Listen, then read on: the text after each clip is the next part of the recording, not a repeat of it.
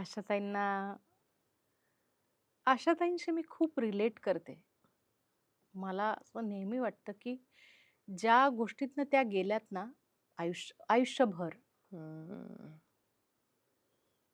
त्या खूप माझ्याशी रिलेट करणाऱ्या आहेत. मी त्यांच्या सगळ्या ज्या काही गोष्टी, काही घटना आहेत, ते जेव्हा मी बघते, तेव्हा मला असं वाटतं हां, परिस्थिती वेगळी असेल. त्यांची परिस्थिती वेगळी आहे, माझी परिस्थिती काही वेगळी असेल. पण इंटेन्सिटी जेव्हा मी बघते ना, मला असं वाटतं मी सेम कुठेतरी आहे. त्यांच्याशी रिलेट करते. आणि स्वभाव जो आहे, तो त्यांच्यासारखा मला व्हायला आवडेल. ओह! काइंड ऑफ म्हणजे कसा? कारण त्यांचं कसं होतं, की जे खरं आहे, ते खरं आहे. हं. एकदा आमच्या स्टेजवरती सारेगमपच्या स्टेजवरती त्यांनी मला विचारलं होतं, की तुझं जेही काही मत असेल ना, जे काय तू बोलतेस, त्या मतावरती ठाम राहायचं. असं त्यांनी मला एकदा बोललं होतं. ते इतकं माझ्या मनात अजूनही ते शब्द त्या ज्या दिवशी गेल्या ते एकदम ते शब्द मला आठवले. सो जोही निर्णय घेशील, जेही बोलशील, त्या बोलण्यावरती तू ठाम राहा. अशीच राहा. असा तो आशीर्वाद त्यांनी मला दिला होता एकदा. भेटायची संधी खूप वेळा आली आशाताईंना मी खूप वेळा भेटले आणि त्यांचं गाणं त्या इथून अजून 100-200 वर्ष जातील, मला नाही वाटत. ऑफ कोर्स नाही. कारण आपण त्यांच्यावर इतकं प्रेम करतो. हं. इतकं आशामय, लतामय आपण आहोत.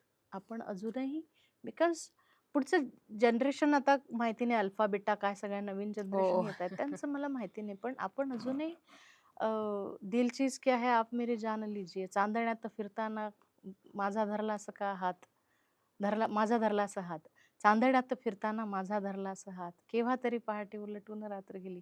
ह्याच्यावरतीच प्रेम करत आलोय अजूनही. आपण त्या एरातनं आलोय. बरोबर. मग ते भावसंगीत असो, त्यांचं पिया तू अब तो आजा असो, त्यांचं जीव लगा राहिले रे दूर घर माझे असो किंवा मग हंगामा हो गया असो. हं. सगळ्याच गाण्यांवरती आपण तितकंच प्रेम केलोय. त्याच गाण्यांवरती आपण जगलोय. त्याच गाण्यांवरती आपण कमवलंय कलाकारांनी. कलाकारांचे करिअर बनलेत ह्या सगळ्या गाण्यांनी. हो. कलाकारांची ओळख बनली आहे. अनेक कलाकारांना ओळख मिळाली आहे त्यांच्यामुळे. अनेक कलाकारांची घरं अजूनही चूल आशाबाईंमुळे पेटते. त्याच्यामुळे त्या फक्त शरीराने गेल्यात.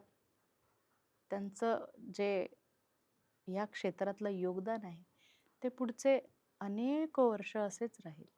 निश्चित. ते ते कधी पुसल्या जाईल असं मला वाटत नाही.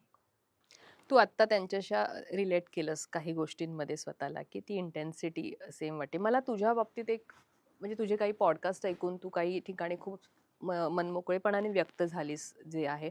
मला एक म्हणायचं आहे, की आपल्या एक असतं ना एवढा संघर्ष असतो. अशी परिस्थिती असते त्याच्यात सूर सुचणं, सुरात गाणं म्हणजे आय कांट इमॅजिन, की आपण एखादं जरी आपलं काहीतरी लागलं, की आपल्याला पटकन आपली इकडचं हे हलतंच पूर्ण आणि त्याच्यामध्ये अशी परिस्थिती असताना सुरांना सोबत घेऊन पुढे जाण्यासाठी सुचणं हे इतकं कठीण आहे. हे तू कसं काय सगळं घडवून आणलंस? म्हणजे ती मला वाटतं ती त्याचा वरच्याचा हात असणार किंवा ती देणगी तू जन्मतः घेऊन आली असणार, की बाबा हिचं हे कमी आहे, तर हे पारडं आपण जड देऊया ह्या मुलीला. सो मला वाटतं तसंही असू शकतं. तू त्या बाबतीत कसा विचार करतेस? मला एक सांग, तू आत्ता जस्ट जसं म्हणालीस, की एखादी ठेच जरी लागली, तरी इकडचं आपलं सगळं हलतं. इकडचं हलल्यानंतर कसं आहे, तू जरा ब्रेक घेऊ शकतेस. बरोबर आहे. कारण तुला त्याची गरज आहे. तुला नाही फारसा फरक पडणार, की ठीक आहे माझं हललेलं आहे, मला 8 दिवस ब्रेक पाहिजे. हं. माझी 8 दिवस चूल पेटणार नव्हती, जर मी ब्रेक घेतला हम्म. असता तर.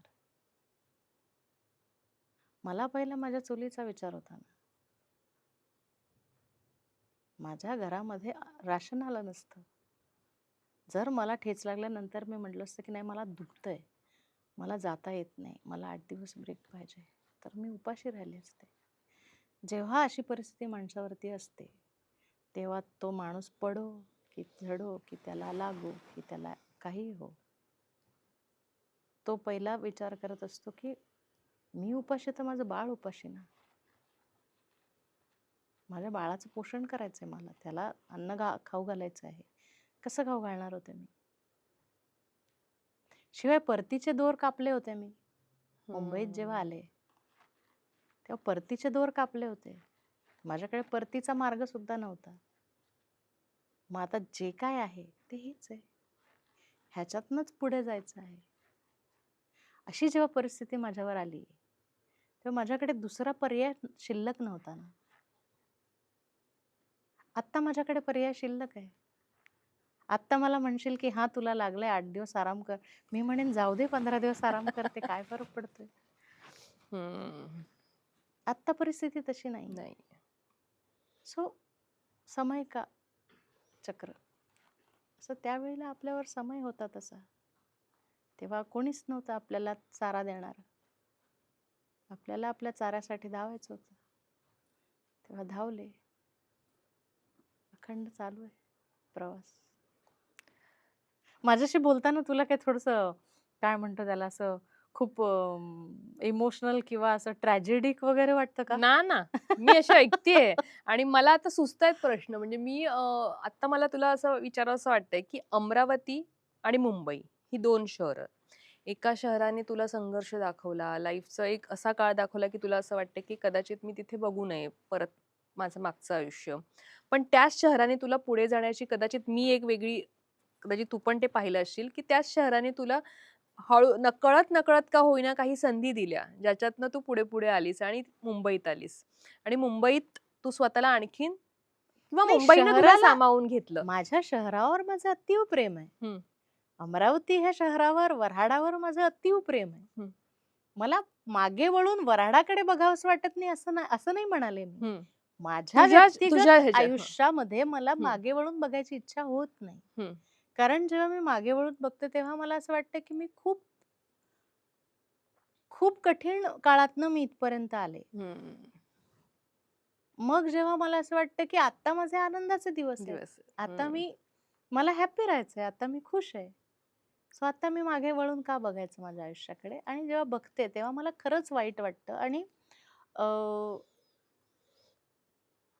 प्राउड पण वाटतं मला थोडंसं. का? की हे सगळ्यांना नाही जमत. हं.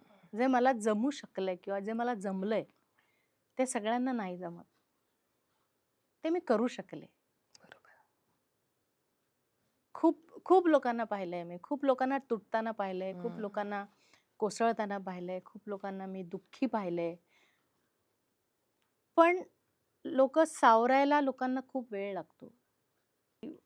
दुःख कुरवाळत बसण्यात जो आनंद असतो, हं. तो लोकांना खूप जास्त हवाहवासा असतो.